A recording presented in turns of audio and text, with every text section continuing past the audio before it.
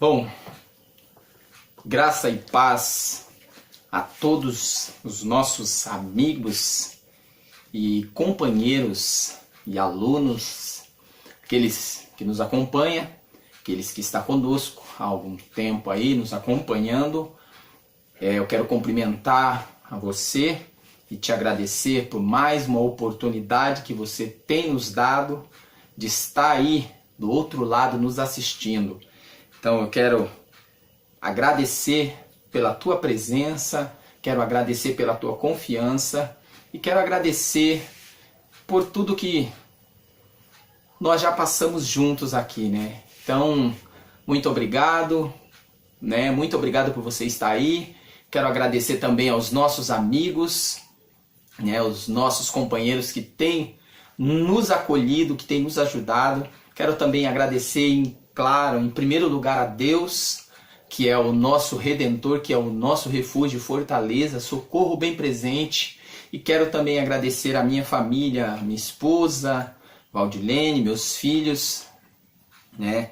E a todos vocês aí que têm nos apoiado. Então, hoje nós estamos aqui mais uma semana, como de costume, para estarmos estudando mais um assunto maravilhoso da nossa escola da EBD, né? Na nossa escola bíblica dominical.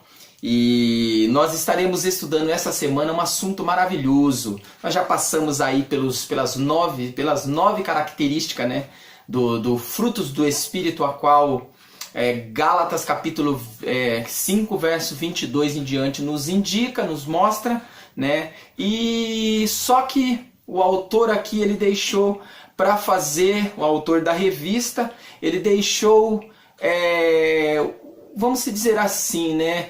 A dose ou o sabor do fruto, do último fruto do Espírito, só que nós não vamos comentar, porque nós já comentamos, nós vamos comentar aqui, voltando atrás no primeiro, que é o ápice aqui, que é o ápice dos frutos do Espírito, segundo, né, o pensador, segundo o autor, o fruto do amor, né, que é um dos frutos do Espírito, que é o primeiro a qual está inserido aqui na lição.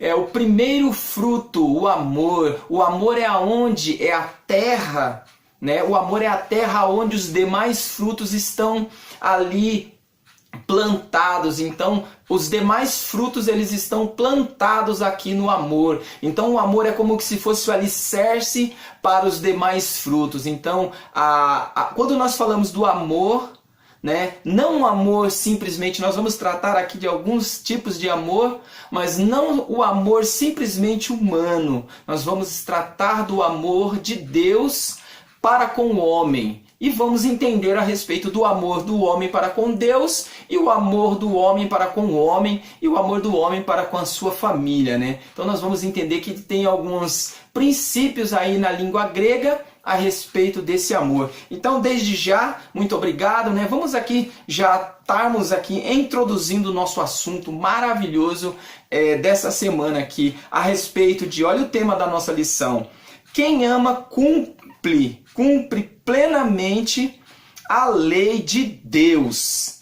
Quem ama, repetindo aqui, para soar bem claro na nossa mente, quem ama cumpre plenamente a lei divina. Agora, cabe aqui uma pergunta, cabe nota, né? Cabe nota aqui a nós entendermos aqui.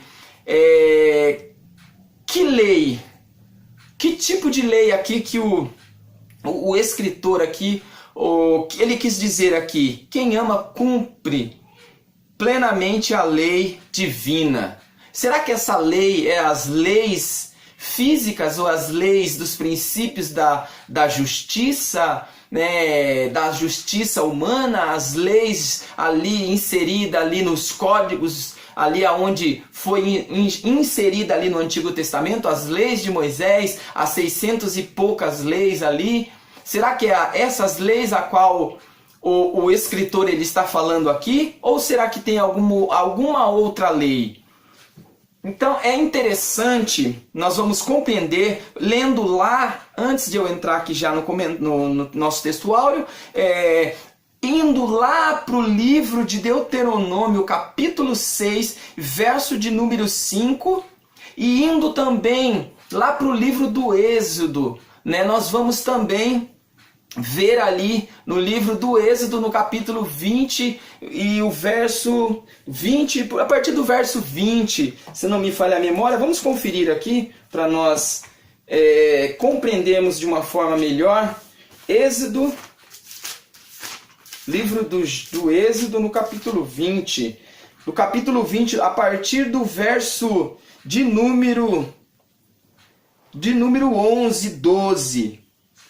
A partir do verso 11, vamos ver aqui.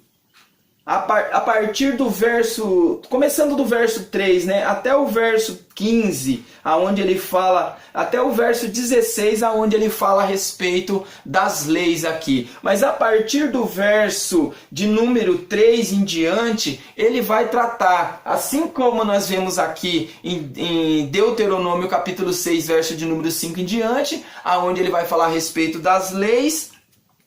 Aqui também, no livro do Êxodo, no capítulo 20, a partir do verso 3, ele também vai falar a respeito das leis. E olha só que coisa interessante. E você não vai ver aí, né, no capítulo Deuteronômio capítulo 5, recapitulando, voltando aqui, Deuteronômio capítulo 5, que fala a respeito dos mandamentos, recapitulando, né, uma recapitulação dos 10 mandamentos aqui. Você não vai ver a respeito, no primeiro mandamento, falando a respeito de amar a Deus sobre todas as coisas. Então você vai ver tanto no Êxodo aqui, como aqui no Deuteronômio, no capítulo 5. Mas o interessante é que em Mateus, no capítulo 22, Mateus capítulo 22, a partir do verso 27, ou 37 a 39, você vai ver que Jesus ele fala, né? Jesus ele fala a respeito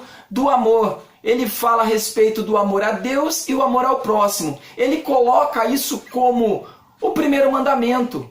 Sendo que na lei de Moisés aqui, no Êxodo e no Deuteronômio aqui, você não vai ver, em princípio, o amar a Deus sobre todas as coisas. Mas você vai ver aqui a respeito de não terás outro Deus além de mim. A mesma coisa você vai ver também lá em Deuteronômio. Então olha só que interessante. Então por que Jesus ele coloca esse amor em primeiro lugar, amar a Deus? Agora, cabe você entender, indo lá para o Deuteronômio capítulo 6, verso de número 5, você vai ver que fala a respeito do amor a Deus sobre todas as coisas. Então é interessante você compreender quando estamos tratando aqui a respeito da lei, né? Agora, ele está falando a respeito da lei de Moisés? Ou ele está falando a respeito da lei moral? Por quê? Porque quando você ama, quando você tem verdadeiramente amor em si, você cumpre as demais coisas.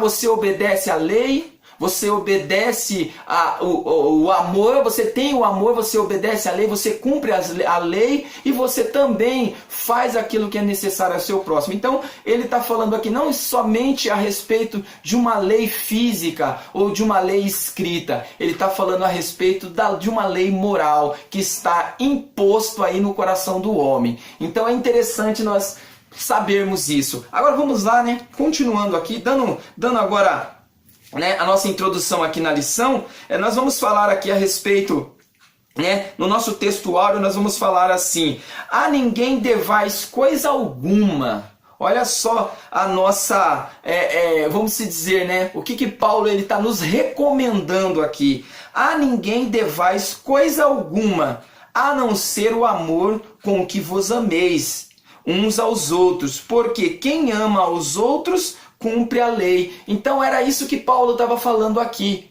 para você não dever nada a ninguém. Por quê? Porque geralmente quando você deve a alguém, claro que você deveu, você tem que pagar, mas geralmente quando você deve, muitas pessoas aí, muitas pessoas que não têm o seu caráter moldado em Cristo, muitas pessoas que não têm o seu caráter moldado em Cristo, ele vai ficar devendo e não paga. Agora, Paulo fala aqui, olha, a ninguém devais, a não ser o amor com que vos ameis uns aos outros, porque quem ama os outros cumpre a lei. Então, se você verdadeiramente ama o seu irmão, se você verdadeiramente ama o próximo, você não vai dever nada para ele. Você não vai ficar devendo nada, a não ser sempre amar, amar e amar. Então, essa é a questão aqui que Paulo estava colocando aqui. Olha, ame, ame, ame mais, sinta-se como um devedor do amor, que você tem sempre, todos os dias, a todo momento, a toda hora, retribuir ou pagar esse amor ao próximo. Então é essa questão aqui. A verdade prática nos diz assim: amar a Deus e ao próximo é cumprir plenamente a lei divina. Amar a Deus e ao próximo é cumprir plenamente a lei divina. Então olha só, quando Jesus ele colocou aqui em Mateus no capítulo 22, ele fala a respeito de dois princípios que nós temos que ter. Primeiro, amar a Deus sobre todas as coisas. E segundo, amar ao Senhor de todo o teu coração e de toda a sua alma. E o segundo mandamento semelhante a esse é o quê?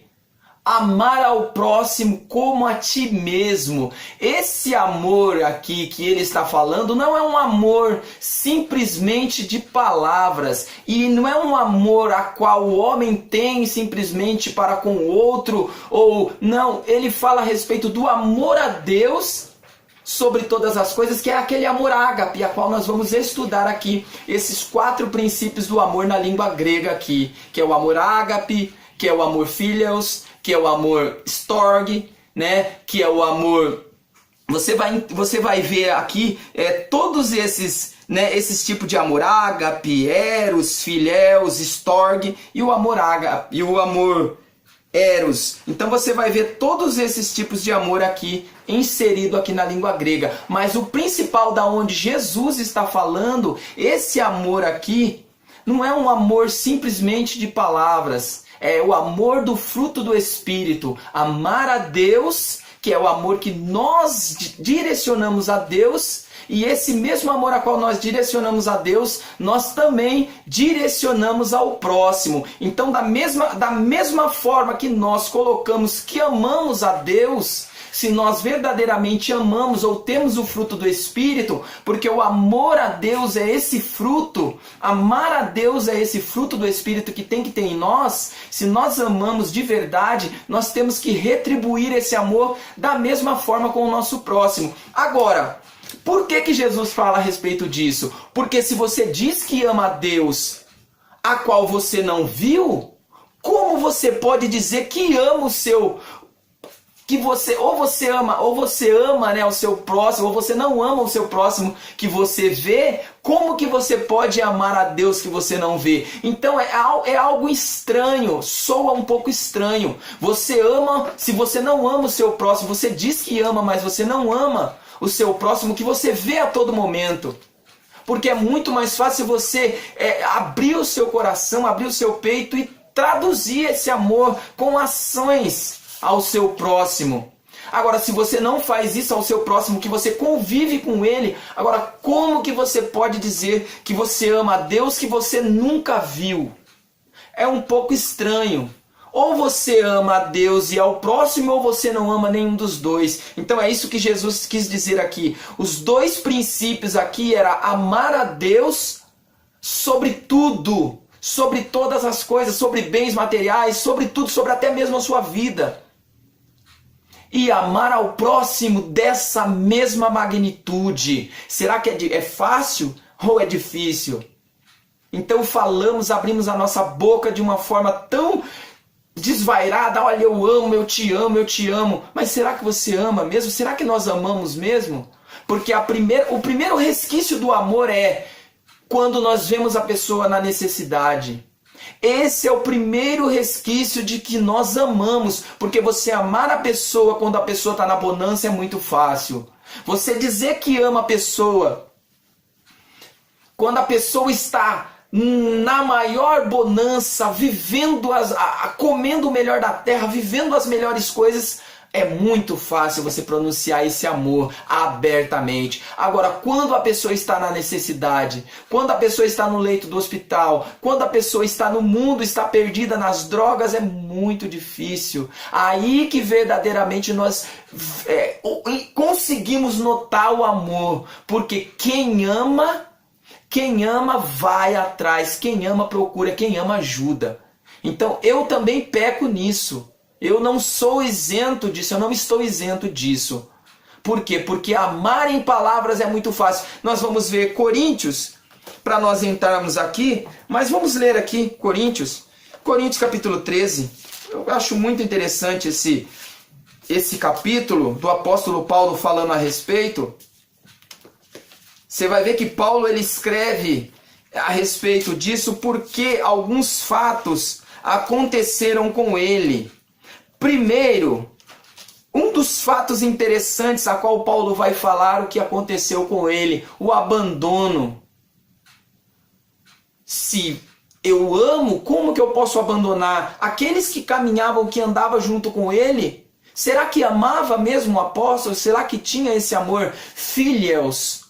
Será que tinha esse amor filios com ele? Será que esse amor eles estavam ali? Porque no momento ali em 2 Timóteo, no capítulo 4, onde ele estava passando ali pelos momentos mais difíceis, ele estava perto ali da sua decepção do fim da sua vida, do seu ministério, da sua vida, da sua história aqui na terra. Ele pronuncia essa palavra: todos me abandonaram, todos me abandonaram. Somente o Pai, o Filho e o Espírito Santo. Ele fala a respeito somente Jesus o assistiu, mas eu posso sentir nas palavras dele, ele falar: somente o Pai, o Filho e o Espírito Santo me assistiu no momento mais difícil. Então essa é a prova. Olha só, então olha aqui o que Coríntios fala: a excelência ou a supremacia e a excelência da caridade. Olha só, o que ele vai dizer aqui? Verso 1 diz assim: ainda que eu falasse as línguas dos homens e dos anjos e não tivesse caridade, seria como bater no metal e ele fazer muito barulho ou um estardalhaço e não acontecer nada.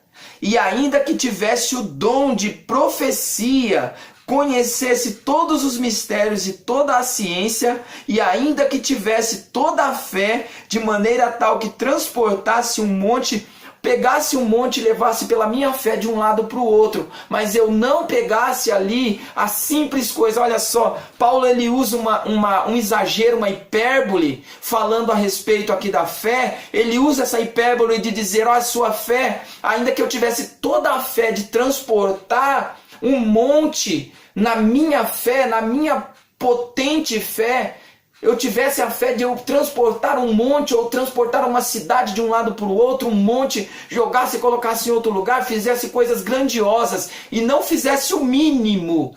E não fizesse o mínimo, que era o quê? Vamos lá continuar aqui. E ainda que tivesse o dom de profecia, conhecesse todos os mistérios e toda a ciência, e ainda que tivesse transportasse um monte e não tivesse a caridade, nada seria. Então olha só, se eu não tivesse esse amor em ação, esse amor que ele ultrapassa o físico, porque mais embaixo ele fala: ainda que eu distribuísse toda a minha riqueza para os pobres, disso não adiantaria de nada, porque eu iria matar a fome dele, mas eu não iria trazer o que é essencial, que é o próprio Cristo, ou o próprio amor de Deus para ele. Então o amor ágape, esse amor a qual o Jesus ele mostrou para nós na cruz, não é um amor simples, não é um amor, e nós vamos entender o que é o amor ágape. Não é esse amor simplesmente de você distribuir coisas, ou você pegar os seus bens e vender e dar para os pobres, não é somente isso. Esse amor vai além do natural. Esse amor ele vai além das coisas materiais. Quando nós amamos com o amor do fruto do Espírito, que é esse amor a qual o Gálatas aqui ele vai falar, é um amor que ele ultrapassa o físico, ele ultrapassa Nós precisamos colocar o nosso amor em ação, ajudar o próximo, mas o que nós devemos fazer em essencial é um verdadeiro amor que traz, que leva as pessoas a Cristo. Por quê? Cristo ele é a ponte, Cristo ele é a salvação, mas nós somos o canal que devemos levar, que devemos anunciar essa palavra. Então, continuando para nós entender mais aqui. Olha só, a introdução ela vai dizer assim: já estudamos alguns aspectos do fruto do Espírito e obras da carne, deixando para trás a respeito do amor em uma única lição, pois o objetivo é que venhamos compreender a singularidade e a importância desse aspecto do fruto do Espírito. Podemos agrupar os 9 aspectos do fruto do Espírito Santo da seguinte maneira: os atributos que tratam do nosso relacionamento com Deus. Então, os primeiros são os atributos, né, que trata do nosso relacionamento com Deus: amor, paz e alegria. Então esses são os 3 atributos que é do nosso relacionamento com Deus. Os que tratam do nosso relacionamento com o próximo, que é longanimidade, benignidade e bondade, é o segundo. E o terceiro, os que tratam do nosso relacionamento com nós mesmos. Então olha só, com o próximo, com Deus, com o próximo e com nós mesmos. Então ele é separado nesses 3 princípios aqui, né? Esses 3 princípios entre Deus e o homem, entre o homem e o homem, entre o homem e ele mesmo. Então esses princípios aqui ele vai falar a respeito nos frutos do Espírito que nós verdadeiramente precisamos ter, precisamos buscar. Vamos lá, continuando aqui. Porém, nessa lição veremos o aspecto do amor, a maior marca de uma igreja. Olha que coisa interessante aqui que nos deixa uma pulga atrás da orelha. Eu gostaria de ressaltar já no livro de Atos, no capítulo 2. Tá? O livro de Atos, no capítulo 2, você vai entender aqui. No capítulo 2 e no capítulo 3, nós vamos entender algo aqui. A maior marca de uma igreja não é a sua teologia, seu templo ou tradição, mas sim o seu amor para com o Senhor Jesus e para com o próximo. Pronto. Agora vamos lá. Uma das marcas da igreja... Uma das marcas da igreja do princípio ali, da igreja apostólica, a igreja que teve como base a doutrina dos apóstolos. Qual foi essa marca que a igreja teve? Primeira marca, união, partir do pão. E outra marca interessante, aquela igreja, as pessoas que faziam parte daquela igreja, elas tinham um amor uns para com os outros, de tal forma que, olha só, elas não se preocupavam com o conhecimento, com a teologia ou com a pedagogia daquela época, ou com, né, a filosofia, né, grega, ou o conhecimento, a tradição judaica. Então eles não estavam preocupados com a tradição judaica, com a teologia da época, ou até mesmo com o conhecimento da Grécia. Não, eles não estavam preocupados com isso. O que eles estavam preocupados? Eles estavam preocupados com a filantropia entre eles. E o que eles faziam? Eles pegavam todos os seus bens e vendiam. E pegavam o dinheiro que eles tinham e colocavam aos pés dos apóstolos, e eles todos viviam ali em comunhão, e no partir do pão, numa só fé. Agora, qual é a marca da igreja? Qual é a marca da igreja que nós estamos vivendo hoje? Será que essa igreja ela está sendo uma igreja da tradição apostólica? Eu acho que não. Por quê? Porque a igreja em si, no tempo que nós vivemos hoje, a igreja em si ela está mais preocupada. Não estou falando aqui de corpo místico. Não estou falando aqui do corpo místico de Cristo. Estou falando das instituições. As 4 paredes aonde hoje se está inserido o contexto não histórico, mas um contexto do princípio do que nós vivemos hoje, ou do que se chama hoje. A igreja ela está vivendo em 4 paredes, enclausulada, vivendo por ministérios. Será que estamos distribuindo esse amor? Será que nós estamos passando esse amor de um para o outro, esse amor do corpo místico de Cristo, que não se preocupa com o ministério apenas, mas que se preocupa com o ministério, e que as pessoas que também, que não fazem parte do mesmo ministério, mas fazem parte do corpo místico de Cristo, será que nós estamos preocupados? Nós estamos tratando a respeito de amor, do amor de Cristo, do amor ágape. Qual que é esse amor? O que faz esse amor ágape? Qual que era a característica desse amor ágape? Qual que é a característica? Vamos lá, né? Vamos entender. Esse amor não é um amor que decide amar você pelaquilo que você tem. Não é um amor que olha para a sua cara, se você é bonito, se você é gordo, se você é magro, se você é, se você não é, se você tem posses ou se você não tem. Esse amor ágape é um amor que não mede barreira, que não olha para a sua classe social, o seu credo, não. Ele apenas amou. A Bíblia fala, nós vamos entender lá um princípio maravilhoso de João 3,16, que fala que Deus, ele amou. Ele amou de tal maneira. Essa tal maneira é uma forma que você não consegue teologicamente, filosoficamente, cientificamente explicar. Ainda que nós ajuntamos ou chegamos em todos os planetas, ajuntamos todas as estrelas, colocamos tudo em órbita da nossa forma, nós não conseguimos medir. Ainda que nós subimos no céu, ainda que nós descemos no mais profundo da terra, ainda que nós fizermos qualquer coisa, nós não conseguimos imensurar esse amor. Por quê? Porque esse amor, ele não mede barreira, não mede tempo. Esse amor, ele não está não está preso ao nosso tempo.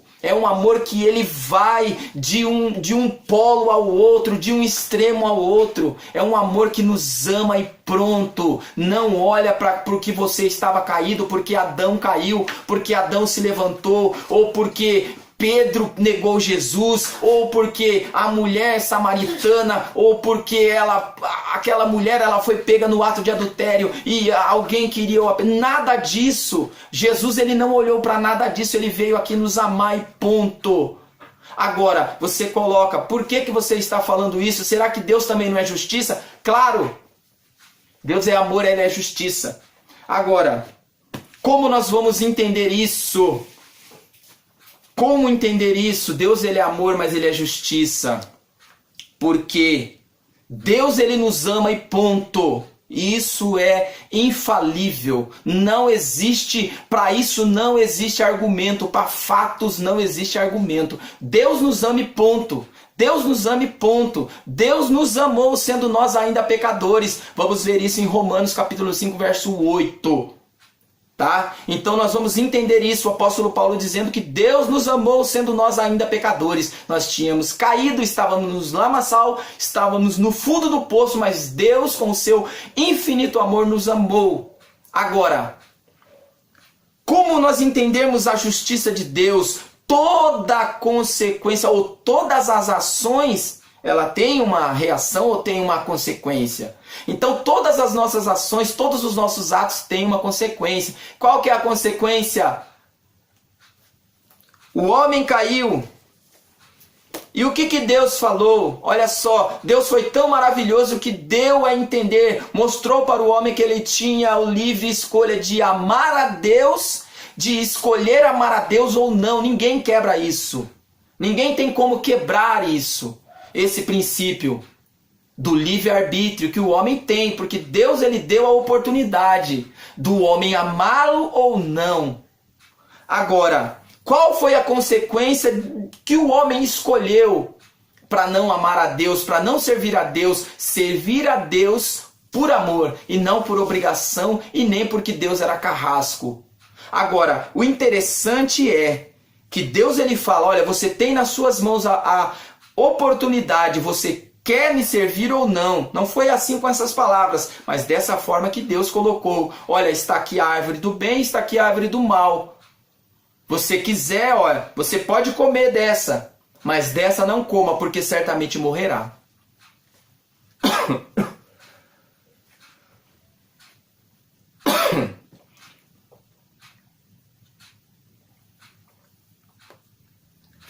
Mas o homem resolveu não amá-lo.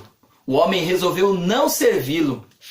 E a consequência do nosso pecado foi a queda, foi a perdição. Agora, Deus já estava com o seu amor sobre nós, porque Ele conhece o passado, o presente e o futuro, e Deus já estava tratando conosco. Agora olha só a consequência, eu estou tratando da consequência do nosso pecado, porque Deus nos ama e ponto. Mas a consequência do nosso pecado é que leva a nós à perdição. E Deus ele está sempre criando forma para nos perdoar. Deus ele sempre está tentando, porque a Bíblia fala que Deus ele não tem prazer na morte de ninguém. Ele quer que todos alcancem a salvação. Não existe calvinismo. Não existe nada que prove o amor de Deus, que ponha à prova esse amor. Por quê? Porque o amor de Deus ele é a forma mais bonita e mais eficaz do homem alcançar a redenção. Agora, olha só, vamos lá. Romanos no capítulo 2, para nós irmos aqui que eu acredito que eu já resumi tudo, né? Então, para nós compreendermos aqui, vamos aqui para Romanos no capítulo 1, verso de número 18, verso 18 diz assim, ó, porque do céu se manifesta a ira de Deus sobre toda a impiedade e injustiça dos homens, que detêm a verdade em injustiça. Porquanto o que de Deus se pode conhecer nele se manifesta, porque Deus lhe manifestou. Porque as suas coisas invisíveis desde a criação do mundo, tanto o seu eterno poder como a sua divindade se entende e claramente se vê pelas coisas que estão criadas, para que elas fiquem inexcusáveis.